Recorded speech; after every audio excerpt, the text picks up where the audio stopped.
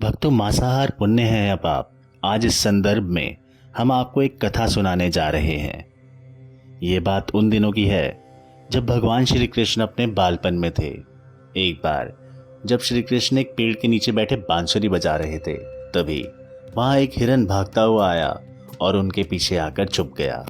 तभी श्री कृष्ण ने उसके सिर पे हाथ फेरा और बोले, हे हिरन, तुम घबरा क्यों रहे हो, छुप क्यों रहे हो?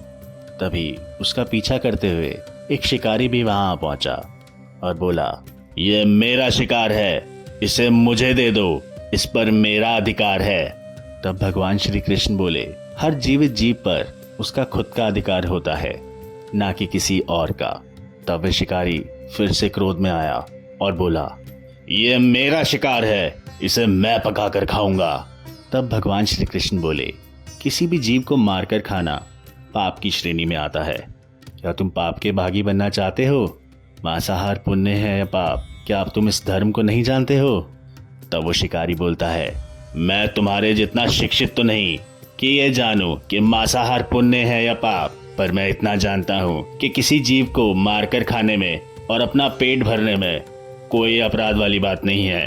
वैसे भी मैं इसे मारकर इसे इसकी नीच योनि से मुक्ति दिला रहा हूँ, फिर इस पे पाबंदी क्यों? इसे तो प्रोत्साहित किया जाना चाहिए। भगवान श्री कृष्ण समझ गए कि इसकी बुद्धि मांस खाने के कारण तामसिक हो गई है और उसके सोचने समझने की ताकत भी चली गई है। श्री कृष्ण बोले, इस अंतहीन विषय पर मैं पहले कोई राय नहीं दूंगा।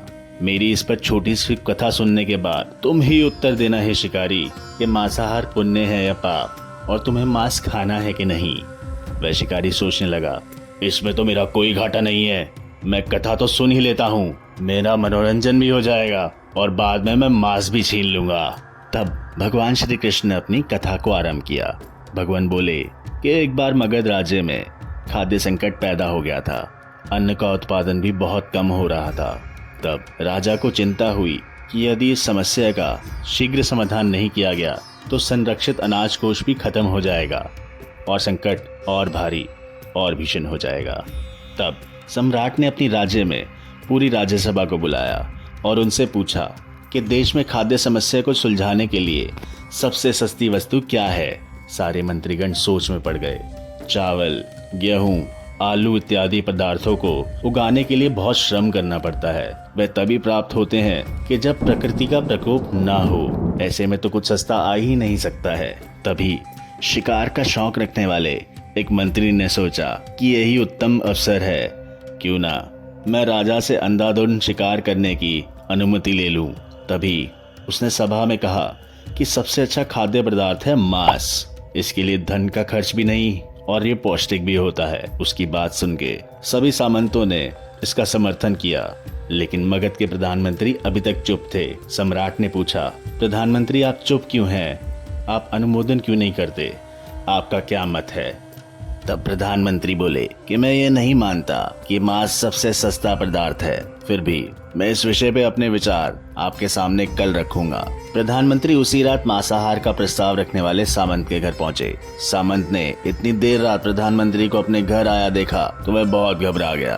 किसी अनिष्ट की आशंका से वह कांप गया। प्रधानमंत्री जी ने कहा, संध्या को महाराज बीमार हो गए हैं, उनकी हालत बहुत ही खराब है। राज वैद्य ने कहा है कि किसी शक्तिशाली देह का 2 तोला मांस मिल जाए तो राजा के प्राण बचाए जा सकते हैं। आप महाराज के सबसे विश्वास पात्र हैं, इसलिए आपसे योग्य कौन होगा? इसके लिए आप जो मूल्य लेना चाहें ले सकते हैं। आप कहें तो इस काम के लिए मैं आपको 1 लाख स्वर्ण मुद्राएं दे सकता हूँ। एक बड़ी जागीर आपके नाम कर सकते हैं। बस अपनी इच्छा से कहें, मैं कटार से आपके हृदय को चीर कर बस 2 तोला मांस निकाल लूंगा। यह सुनकर सामंत के चेहरे का रंग फीका पड़ गया। वह सोचने लगा कि जब जीवन ही नहीं रहेगा तो वो 1 लाख स्वर्ण मुद्राओं का क्या करेगा और बड़ी जागीर भी किस काम आएगी। वह झटपट अंदर भागा और अपनी तिजोरी से 1 लाख स्वर्ण मुद्राएं लेके आया। मुद्राएं देकर उसने प्रधानमंत्री के पैर पकड़ लिए और गिड़गिड़ाते हुए बोला, श्रीमंत, मैं 1 लाख मुद्राओं में अपनी 1 लाख मुद्रा और मिलाता हूँ। इस पैसे से आप किसी और सामंत के हृदय का मांस खरीद लें,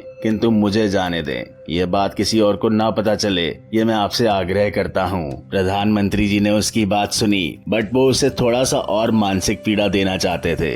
प्रधानमंत्री जी बोले, सामंत, आपका शरीर बलिष्ठ है और आपकी कदकाठी भी महाराज से मिलती जुलती है, इसलिए राजवैद्य ने खास तौर पर आपका ही नाम लिया है। आपके दान से हमारे अच्छे राजा की जिंदगी बच सकती है। आप कहें तो मैं आपको प्रधानमंत्री का पद देने को तैयार हूँ और खुद आपका कर्मचारी बन के रहूंगा, पर प्रजा से हमारे राजा ना छीने। सामंत तो फंसता हुआ दिख रहा था दोस्तों। उसने शरीर पर अंग वस्त्र रखते हुए अपने जूते भी पहन लिए थे और वो वहाँ से भागने की तैयारी में था, लेकिन प्रधानमंत्री जी ने उसे भागने नहीं दिया। तो ये देख, वह तुरंत प्रधानमंत्री जी के पैर में लेट गया और उनसे याचना करने लगा कि मैं प्रधानमंत्री के योग्य नहीं हूँ। जब प्राण ही नहीं रहेंगे तो प्रधानमंत्री का पद क्या, राजा का सिंहासन भी मिल जाए, मैं उसका क्या करूँगा। सामंत बोला कि आप चाहे तो मेरा सब कुछ ले लें, मेरे प्राणों से प्रिय मेरे लिए कुछ भी नहीं है। मैं आपको अपना ये भवन और सारा धन सौंपता हूँ और रातों रात राज्य से निकलने की घोषणा करता हूँ। इतना कहकर वह अपने घोड़े की तरफ भागता है और जैसे ही वो अपने घोड़े के ऊपर बैठने लगता है, तब प्रधानमंत्री जी बोलते हैं कि आप पीछे अपने परिवार को छोड़े जा रहे हैं। इस पर सामंत बोलता है, मेरे प्राण से प्रिय कुछ भी नहीं है। जब जीवन ही न रहेगा तो कुटुंब का क्या करूँगा, जीवन रहा तो ऐसे ही सुखी रह लूंगा। इतना कहकर घोड़े पर छलांग लगाकर बैठ भी गया। वह घोड़े पर बैठकर चलने ही वाला था कि प्रधानमंत्री जी ने घोड़े की साख पकड़ ली। वह सामंत से बोले, भागने की जरूरत नहीं है, आप आराम से घर पर ही रहो, मैं किसी और को प्रयास करता हूँ। यह कहकर प्रधानमंत्री जी वहाँ से चले गए। प्रधानमंत्री जी के जाने के बाद सामंत के अंदर कुछ जान में जान आई, परंतु बेचैनी सी बनी रही। उसकी नींद खराब हो चुकी थी। मुद्राएं लेकर प्रधानमंत्री बारी बारी अपने सामंतों के घर पहुँचे और सभी से राजा के लिए हृदय का 2 तोला मांस मांगा, परंतु कोई भी राजी ना हुआ। सभी सामंतों ने अपने बचाव के लिए प्रधानमंत्री को लाख और 5 लाख मुद्राएं तक दे दी। इस प्रकार प्रधानमंत्री जी ने एक ही रात में करोड़ों स्वर्ण मुद्राएं जमा कर ली और फिर सुबह होने से पहले अपने महल में पहुंच गए। अगले ही दिन राजसभा में सभी सामंत समय से पहले पहुंच गए। सभी ये जानना चाहते थे कि राजा स्वस्थ हैं कि नहीं, लेकिन कोई भी किसी से बात नहीं कर रहा था, क्योंकि कोई भी भेद खोलना नहीं चाहता था। सबको राजवैद्य की तलाश थी, उनसे ही उन्हें कुछ सूचना मिल सकती थी। प्रधानमंत्री जी ने सैनिकों को आदेश दे रखा था कि जब तक महाराज राजसभा में ना आए, किसी भी सामंत को महल से जाने ना दिया जाए। तभी राजा सभा में अपनी चिर परिचित गति से आए और अपने सिंहासन पे आकर बैठ गए। सभी सामंतों ने देखा कि राजा तो बिल्कुल हृष्ट पुष्ट हैं और बिल्कुल अस्वस्थ नहीं लग रहे हैं, उन्हें तो कुछ भी नहीं हुआ है। प्रधानमंत्री जी ने उनसे झूठ बोला। हर सामंत के मन में यही विचार चल रहा था, पर कोई भी किसी से कुछ ना बोल पा रहा था। तभी प्रधानमंत्री जी ने राजा के समक्ष 1 करोड़ स्वर्ण मुद्राएं रख दी। राजा ने पूछा, ये स्वर्ण मुद्राएं किसके लिए है और कहां से आई हैं? तभी प्रधानमंत्री जी बोले, 2 तोले मांस के लिए महाराज, 2 तोले मांस के लिए इतनी धनराशि जुटाई है, पर मांस अभी तक ना मिल पाया। अपनी जान बचाने के लिए सामंतों ने ये मुद्राएं दी हैं। अब आप ही विचार कीजिए कि मांस कितना सस्ता है। अब राजा को बात समझ में आ गई। उन्होंने अपनी प्रजा को अतिरिक्त परिश्रम करने का निवेदन किया और राजा के अनाज भंडार में से अनाज निकालकर श्रमिकों को दिया गया। उन्हें पौष्टिक सब्जियों की खेती का तुरंत आदेश दिया गया।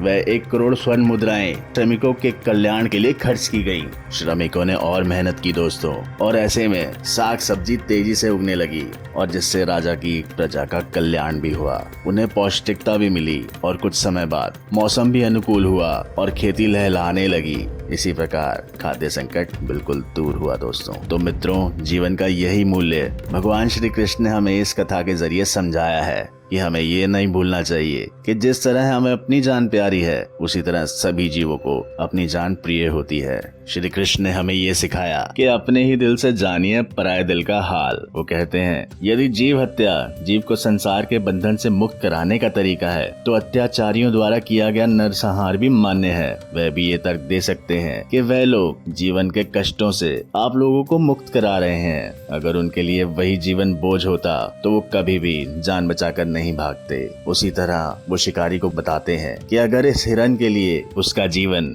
बोझ होता तो वो कभी भी अपनी जान बचाने के लिए संघर्ष नहीं करता और आपसे भागता नहीं और आपसे घबराता नहीं। जो आपके सामने असहाय हो जाता है उसे प्राण गंवाने पड़ते हैं। जिन जीवों को मारकर आप खा रहे हैं उन्हें तो प्राण बचाने का अवसर भी नहीं मिलता। फिर श्री कृष्ण बोलते हैं कि बर्बरता वही नहीं है सिर्फ मानव का रक्त बहता है। बर्बरता उसे भी कहते हैं जहाँ अपने स्वार्थ के लिए किसी और जीव की हत्या कर दी जाए। इस पर श्री कृष्ण एक बहुत ज्ञान पूर्वक बात उसे बताते हैं दोस्तों। वो बोलते हैं कि इंसान अंत समय में जिंदगी भर किए गए पापों के लिए अपनी बची जिंदगी में सुकर्म करने की कोशिश करता है, परंतु वह भूल जाता है कि जब वह जीव उसके लिए काटा गया, उसके लिए तड़पा, तब उस जीव का श्राप हमें इस जीवन में ही नहीं बल्कि अगले जीवन तक नहीं छोड़ता है। परमात्मा से ज्ञान पाकर शिकारी परिपूर्ण हो गया और उसे ज्ञान की प्राप्ति हुई। वह जान गया कि महानता जीवन लेने में नहीं बल्कि जीवन देने में है। शिकारी ने भगवान के आगे हाथ जोड़े और वहाँ से चला गया और उसने कसम खा ली कि वह अपने संपूर्ण जीवन में कभी किसी को चोट नहीं पहुँचाएगा।